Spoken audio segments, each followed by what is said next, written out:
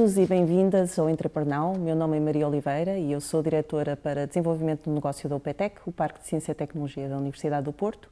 E hoje temos aqui, para este debate, duas empresas, uma na área de serviços, outra na área da indústria. Emília Simões, fundadora e CEO da Lasso Ticket, que desenvolve soluções para a organização e gestão de eventos. E Pedro Araújo, fundador e CEO da Advanced Cyclone Systems, que tem soluções especializadas para a filtragem de partículas usando ciclones. Vamos tentar aqui contrapor duas abordagens, tanto na área dos serviços como na área da indústria, e perceber um pouco o que é que foram os desafios destes empreendedores. Emília, se calhar começava consigo para me explicar um pouco o que é que foi os primeiros passos a criar uma empresa na área dos serviços. Muito bem, obrigada, antes de mais, por estarmos aqui. Então, vou tentar contar a história de como é que foi este percurso, focando nos pontos principais. Portanto, esta caminhada no empreendedorismo nasce durante o MBA, portanto, é o primeiro momento de desafio e de contacto e, por que não, tentar criar uma empresa e levar um determinado projeto, uma determinada ideia avante. E, portanto, encaixado numa caminhada de percurso escolar, neste caso de um curso de MBA, foi exatamente aí que nasceu um projeto e nasceu o primeiro business plan, a primeira versão do business plan da Lasso Ticket. E este caminho faz-se, aquela frase típica do caminhando. De facto, primeiro é preciso haver uma vontade, é preciso haver um conjunto de condições que acontecem e são favoráveis a que aquele momento aconteça, não é espontâneo, mas é um conjunto de reações que têm que acontecer e de situações que precisam de acontecer para nascer qualquer coisa e para que essa vontade se materialize numa ação, em algo. Portanto, foi assim que aconteceu. Após o MBA, de facto, eu tinha muita identificação ou muito ownership com aquela ideia que eu tinha convencido os meus colegas de MBA a fazer um business plan. Divertimos-nos muito e eu costumo dizer que esse é um ponto, de facto, muito importante, que é quando nós estamos num projeto que nos dá imenso gozo, provavelmente isso é muito bom sinal. E isso digo muitas vezes a malta mais nova, se de facto há qualquer coisa que acende uma chama cá dentro, provavelmente isso é um sinal a focar nessa situação. Então, de facto, continuei com o projeto e fiz o processo normal, ok? Precisava de dinheiro, fui tentar arranjar dinheiro, precisava de recursos, fui tentar arranjar recursos, fui conseguindo e depois o processo é uma cadeia que de facto não termina. Portanto, o projeto em si é na área dos serviços, como disse, é na área de software, e estamos a falar de uma área de negócio onde é relativamente fácil entrar. Portanto, é relativamente fácil começar, ao contrário da indústria, mas acho que o Pedro aí vai falar mais, e com certeza com todo o conhecimento, mas de facto é relativamente fácil e há barreiras não muito complexas de ultrapassar para iniciar um projeto. Eu diria que as principais barreiras vêm depois, não numa fase inicial, mas vêm na continuidade e no crescimento.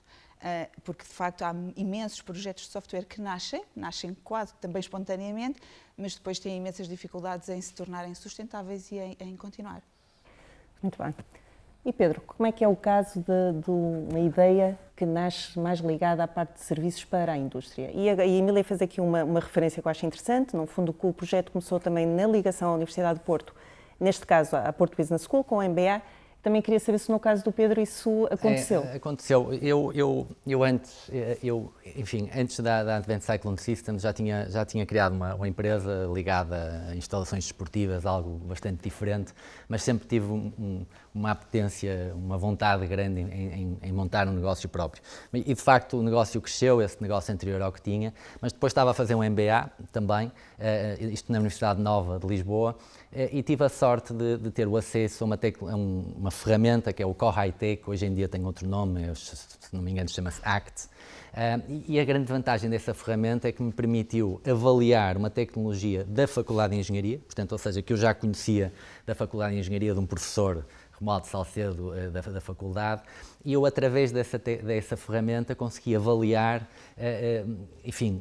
avaliar o potencial dessa tecnologia no mercado e não só fazer isto, mas também porque a ferramenta assim o permitia, criar quase uma empresa virtual à volta dessa tecnologia, ou seja, consegui testá-la, não é? Consegui testar esta tecnologia, que é a tecnologia de ciclones. Nós fazemos separação de partículas do ar industrial, de facto. Agora, a grande vantagem dessa ferramenta é que permitiu-me fazer esse teste, como eu estava a dizer, mas não só, portanto, também ter algum capital para poder fazer até os primeiros produtos e colocá-los no mercado, no fundo fazer um teste real, não é? A outra grande vantagem é que tive acesso a investidores, portanto, ou seja, esse programa permite criar um plano de negócios, não é? Um plano de negócios para apresentar a investidores com uma credibilidade diferente, não é? Diferente da que seria uma pessoa normal, digamos, a fazer, não é? From scratch, não é? E essa é uma mensagem, se calhar podia ser mais para o final do debate, mas uma mensagem importante que eu acho que vale a pena os empreendedores terem, sobretudo aqueles que têm acesso a tecnologias das universidades, é realmente apostarem mais numa fase anterior, não é? Numa fase anterior que permita criar essa credibilidade, criar business plans que podem ser realmente vistos por investidores, porque de outra maneira eles não são vistos muitas vezes, é muito difícil, não é? E assim dar um salto maior para depois ultrapassar as barreiras à entrada que, num caso da indústria, de facto existem, não é? Porque é preciso mais capital, mesmo que nós não temos fábrica, fabricamos com outros, mas não há dúvida que, do ponto de vista da indústria, quando tratamos de um produto industrial, há diferenças relativamente aos serviços, e isso, vamos falar sobre isso depois. Mas pronto, desde aí já lá vão quase 10 anos, desde aí temos vindo a crescer e já vendemos já podemos sistemas em mais de 35 países, mas ainda assim temos muitos desafios pela frente, sobretudo para ganhar escala. Estamos à procura neste momento de parcerias que nos permitam ganhar tração em mercados que viemos a provar que a tecnologia de facto tem valor.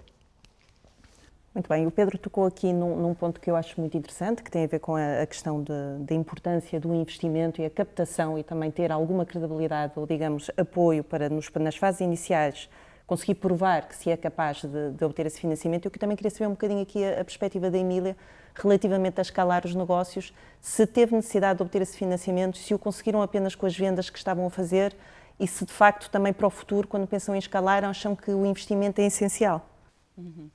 Sim, o investimento é essencial. Há vários modos de obter esse financiamento e há vários tipos de financiamento, mas o financiamento é essencial.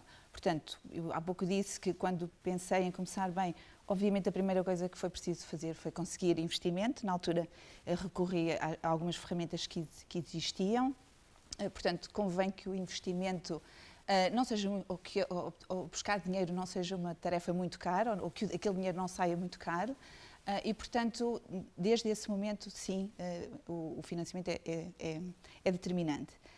E vai continuando a ser determinante. Claro que sempre tivemos a filosofia de voltar a reinvestir tudo que nós ganhamos ao longo do tempo, mas a verdade é que para escalar, então, aí estamos a falar de uma outra fase de investimento muito mais exigente, muito mais competitiva também, porque de repente estamos a competir com outras empresas à escala global e, portanto, o financiamento é também aí determinante.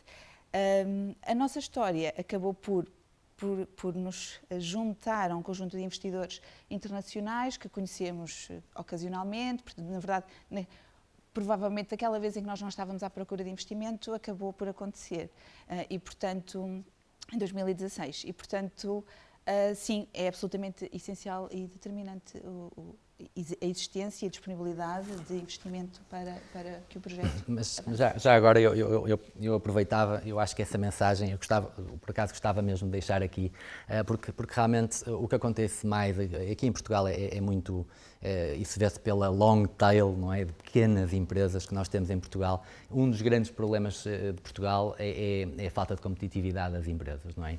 E a falta de competitividade não tem a ver com as pessoas, não é?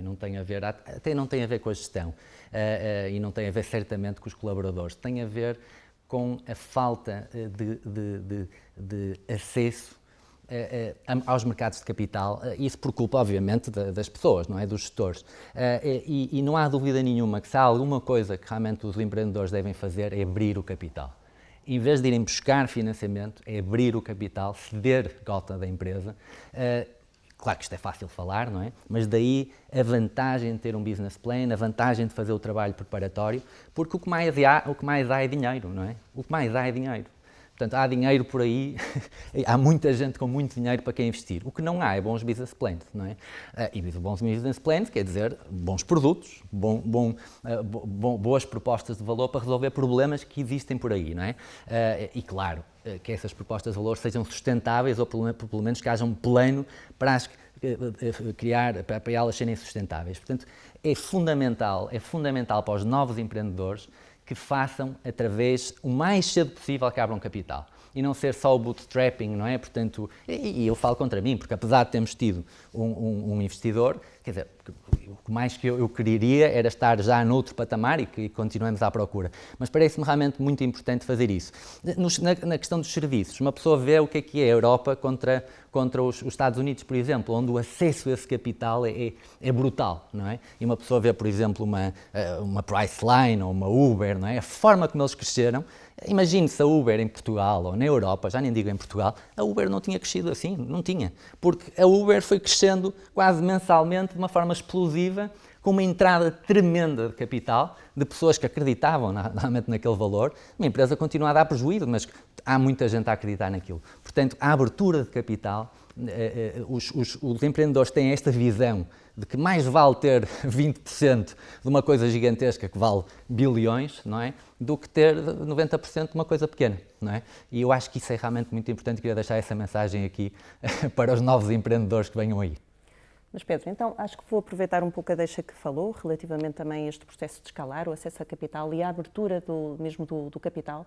E gostava agora de retomar para outro, digamos, bem essencial para o crescimento das empresas, que tem a ver com o talento e a facilidade que têm ou não, ou a dificuldade em conseguir captar esse talento, e se alguma vez também equacionaram poder abrir esse mesmo capital aos colaboradores que integram a empresa. Sim, não, nós temos, enfim, na ACS temos essa vertente, portanto, precisamente desse acesso e faz muito sentido. Agora, realmente o talento é tudo, não é? Nas empresas.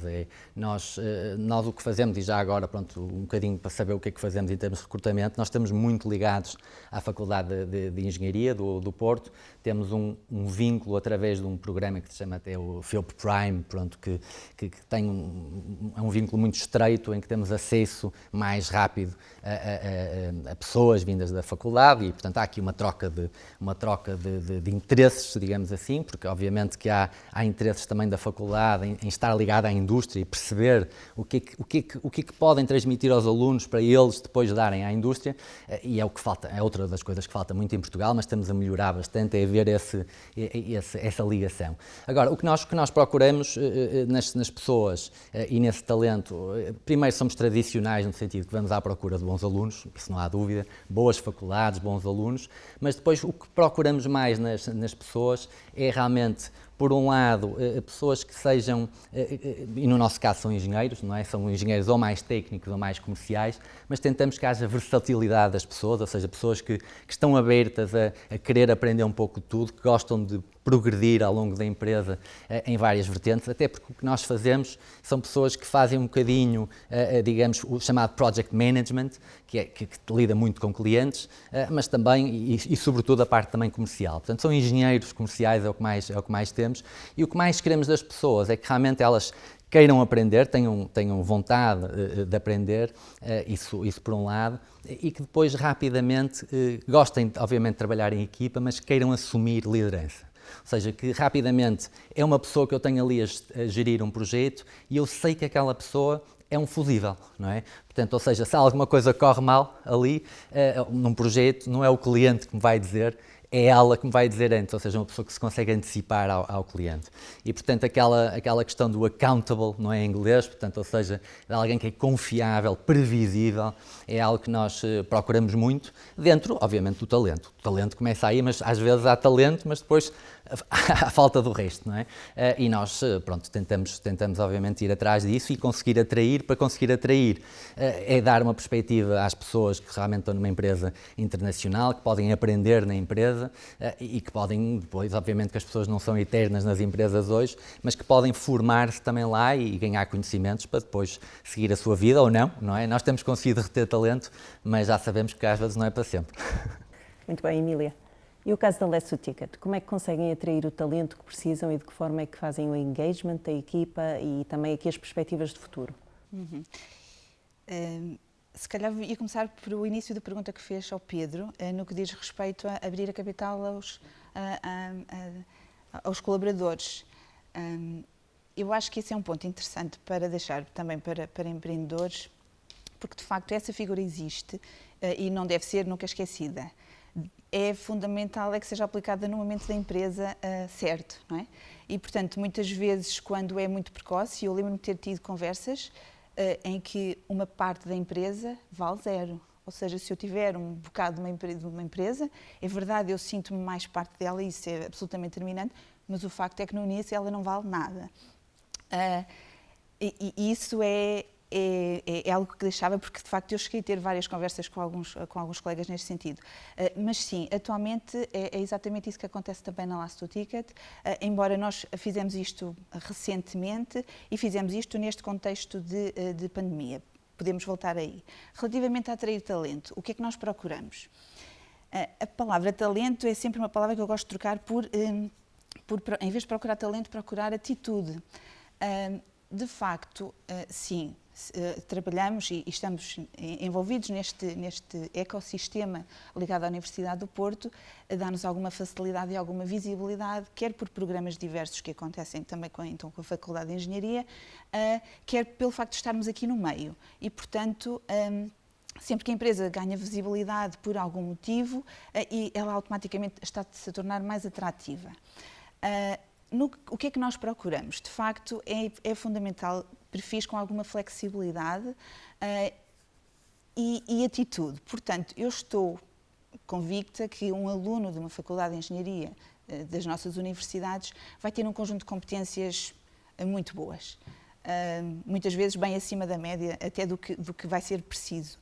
Mas é absolutamente determinante a atitude perante situações de conflitos, situações de stress, alguma capacidade e alguma maturidade e, portanto, aposto muito em tentar antecipar aquilo que é quase impossível, ou que muitas vezes corre mal, que é, existe um perfil, um perfil de personalidade que terá fit com aquilo que nós fazemos no dia-a-dia.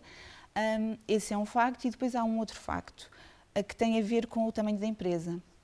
De facto, há personalidades, há pessoas, há jovens que têm muito fit por trabalhar em startups e atualmente este é um fator até de atratividade, mas na verdade há também um conjunto de jovens que aspira claramente a ter uma experiência numa empresa grande, numa consultora ou em afins. Eu própria fiz exatamente um percurso desses e, portanto, eu entendo e digo muitas vezes isso claramente.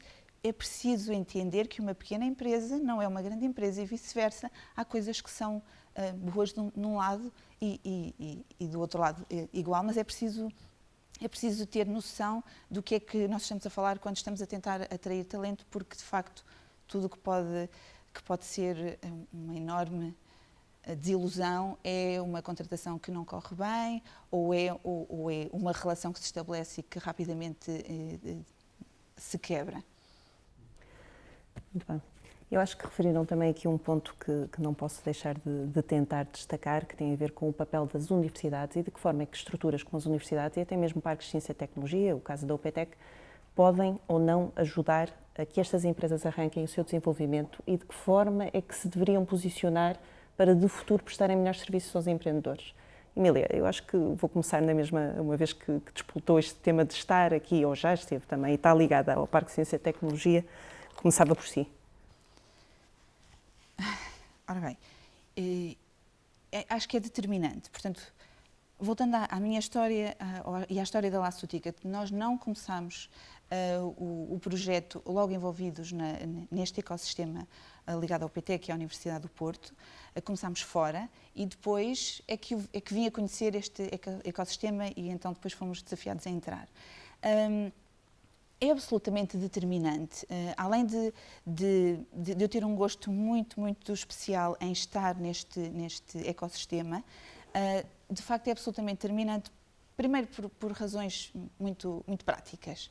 O facto de estarmos muito próximo das universidades é absolutamente determinante para poder, com flexibilidade, acompanhar jovens que ainda estão a terminar as suas licenciaturas. Portanto, estágios e trabalhos de final de curso que possam acontecer dentro da equipa é bom para todos.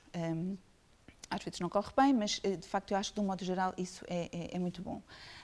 Depois, todo este ecossistema que se forma aqui de empresas é muito favorável porque de facto existe uma relação entre as empresas que estão aqui dentro que gera benefícios mútuos, não só por a rede, networking, não só por partilha de problemas, por partilha de conquistas também. Portanto, toda esta ligação que se gera entre empreendedores aqui dentro é muito favorável e aí diria para os próprios empreendedores. Portanto, sentem-se parte de uma família que partilha e que, portanto, convive e beneficia e tem os mesmos, muitas vezes tem os mesmos desafios ou vive situações idênticas.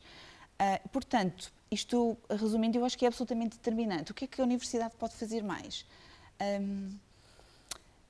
Eu julgo que sempre que as instituições ligadas à universidade têm uma atitude muito institucionalista, ou não sei se é esta a palavra certa, mas estamos muito fechados dentro daquilo que é institucionalmente correto dentro dos padrões, aí estamos a afastar um bocadinho das possibilidades hipotéticas possíveis e que têm tudo a ver com a inovação, não é? Porque se queremos de facto que as empresas façam e sejam disruptivas, não é exatamente dentro das regras muito limitativas ou de uma instituição mais pesada, ok, e mais estática, isso choca, não é? Isso não vai funcionar. Portanto, eu diria criar espaços de criatividade e de liberdade dentro do ecossistema da universidade é absolutamente determinante. E Pedro? Sim, o que quer acrescentar? Eu queria acrescentar, este programa que estava a falar do Professor Prime é um bom princípio para isto, não é? Ou seja, é uma tentativa de aproximação da faculdade, neste caso da Faculdade de Engenharia, às empresas, através do programa perceber o que é que as empresas querem e as empresas puxarem um bocadinho o que é que pode ser a investigação nas faculdades, que realmente a investigação que acabe por servir para alguma coisa. E eu não quero dizer com isto que não tenha que haver investigação fundamental. A investigação fundamental é uma investigação, como o nome diz, fundamental, ou seja, depois pode ter variadas aplicações de mercado, mas não está propriamente já a pensar num produto. Mas mesmo assim há orientações que podem ser dadas através de um programa deste para essa investigação ir no caminho certo, não é? Agora, o que pode haver, eu acho que deve haver mais ou cada vez mais, é programas como este que eu falei, este ACT, que era o chamado Co-High-Tech, que são realmente programas que permitem incentivar alunos recém-formados ou, enfim, pessoas que já estão na indústria, mas que foram ex-alunos, a pegarem tecnologias que estejam nas faculdades, não é? E através de ferramentas que permitem rapidamente passar uma data de barreiras, não é? A ter acesso aos tais mercados de capital e formar empresas com base nessas tecnologias que às vezes estão nas prateleiras das universidades, não é? Quer dizer, ninguém pega nelas e têm muito valor, só não têm valor porque há um gap, não é? Quer dizer, há um gap muito grande entre o que é a faculdade e as empresas. Há várias coisas que estão a ser feitas nesse sentido, mas realmente podem ser feitas mais. O exemplo que nós temos, por exemplo, até vamos estar, por acaso vai haver uma conferência e vamos até estar presentes nessa conferência com um cliente nosso que é a Ovion, farmacêutica, e a Ovion precisa dos nossos ciclones, porque eles fabricam produtos que depois são apanhados para os nossos produtos, para os nossos ciclones, portanto, são os tais filtros que funcionam sem filtros e, portanto, não danificam aquele produto e são muito apropriados. O problema que eles tinham é que aqueles produtos que são muito valiosos, os ciclones que existiam no mercado deixavam escapar demasiado produto e, portanto, estavam a perder muito produto. E no fundo, foi isto que criou a ACS. Foi esta percepção que nós tivemos, nós conseguimos fazer alguma coisa aqui. Nós conseguimos fazer ciclones que conseguem rapidamente criar aqui muito valor. Ora, o que é que acontece? Se isto não existisse, nós o que é que estamos a preencher? Estamos a preencher um gap no mercado que de outra maneira seria muito difícil, tanto para a Ovion ir buscar estes ciclones, porque não consegue, mesmo que quisesse fazer um projeto de investigação através do INEGI ou assim, é muito difícil, simplesmente, há muita coisa a fazer. Agora, quando se criam empresas, e o que é uma empresa? É uma empresa que diz, epá, a Ovion tem este problema, mas há muitas outras que também têm. Isto também acontece em muitas outras. Portanto, criar e preencher esta lacuna através de incentivos que vão buscar bons alunos, não é, para fazer realmente empresas e que consigam ser suficientemente grandes que não vão para as consultoras, não é? Alguém que diga assim, não, eu prefiro realmente montar esta empresa por A mais B mais C do que ir para a McKinsey ou ir para a EDP, não é? E isto raramente acontece, ou pelo menos acontece mais, mas no passado nem pensar, as pessoas, eu vou para a Accenture ou vou para a McKinsey, não é? E nos Estados Unidos não é assim. Nos melhores alunos nos Estados Unidos não criam as suas próprias empresas, não é? Mas com uma visão realmente diferente, não é? Que nós temos que apanhar cada vez mais, ou seja, haver uma visão mais ambiciosa de criar empresas que querem realmente crescer. Portanto, eu acho que tudo o que vá colmatar este tal gap no mercado entre as faculdades, as universidades e as empresas é muito, muito bem-vindo. Se me permitem, tenho que acrescentar aqui uma coisa. Então, voltando ao tema da universidade, de facto, eu há pouco não disse, mas eu também fiz o programa Coitec. E o programa Coitec foi absolutamente determinante na fase em que eu fiz, porque estava a fazer o MBA nessa altura. Portanto, eu era uma engenheira que tinha trabalhado na indústria de telecomunicações quase durante 10 anos, fui fazer o MBA, ao mesmo tempo fiz o Coitec. E bem, aquilo realmente mudou a minha maneira como vejo quase tudo. E aí está um exemplo, como um programa em com um conjunto de moldes, de facto, extraordinariamente bem montados, acho eu, que ainda continua, não tenho acompanhado assim tanto, portanto já fiz isto há uns anos. O Coitec foi absolutamente determinante e, portanto, estamos a falar de uma iniciativa que pode ser um bom exemplo para outras iniciativas que a própria Universidade e o ecossistema da Universidade do Porto pode agarrar. Muito bem, acho que a Universidade do Porto pode, de alguma forma, já o está a fazer, porque também já está envolvida também no Coitec, mas que pode ouvir esta experiência e tentar repercutir em outros programas de aceleração que permitam criar estas bases. Agora, passando também para questões que até podem ser um pouco mais difíceis, nós estamos a viver uma crise sem precedentes. De que forma é que isto tem vindo a impactar o vosso negócio? Qual é o maior obstáculo que estão a sentir e como é que acham que para o futuro vão perspectivar o negócio? Pedro? Nós na indústria, e a indústria até pela inércia que tem, acho eu, ao contrário dos serviços que são mais rápidos, não é? Tudo é mais voraz, se calhar. A indústria, e no nosso caso, nós sofremos porque as decisões de investimento para comprar os nossos ciclones são realmente decisões para o futuro, não é? E quando vem algo como uma pandemia, vem a incerteza e com a incerteza vem o congelamento, não é? De tudo o que é o futuro. Portanto, nós passamos 6 meses bastante maus, mas já recuperou, portanto, ou seja, nós vemos melhorias, vemos confiança a voltar e como são decisões também de futuro, as pessoas veem as vacinas a aparecer e veem algumas mensagens novas e pensam no futuro e as coisas estão a recuperar. Portanto, eu diria que, ao contrário dos supermercados e as lojas de venda para casa que estão muito bem, ou e do outro lado, obviamente, a restauração, o comércio, e acredito também tudo o que está ligado a espetáculos e vendas de bilhetes, e não tenho dúvida, nós estamos um pouco no meio, e, enfim, a ultrapassar. O futuro, eu sinceramente vejo o futuro a voltar com alguma normalidade, com alguma rapidez à indústria. A indústria, pronto, enfim, a parte física das coisas, a manufatura tem que existir, tem que continuar a existir e vai existir. E, portanto, nós vemos realmente essa recuperação a acontecer com questões nas empresas que vão ser que vão ser permanentes, não é? Ou seja, a questão das reuniões online e algumas coisas, e mesmo o que é que vai acontecer aos escritórios é um grande ponto de interrogação, mas pronto, realmente há alterações, mas do ponto de vista do nosso negócio, eu acredito que isto, depois de levarmos um bocadinho com esta martelada que levamos, acho que as coisas vão recuperar, enfim, e que vão ser um bocadinho independentes da parte da pandemia no futuro. Emília, e o caso da Last 2 Ticket?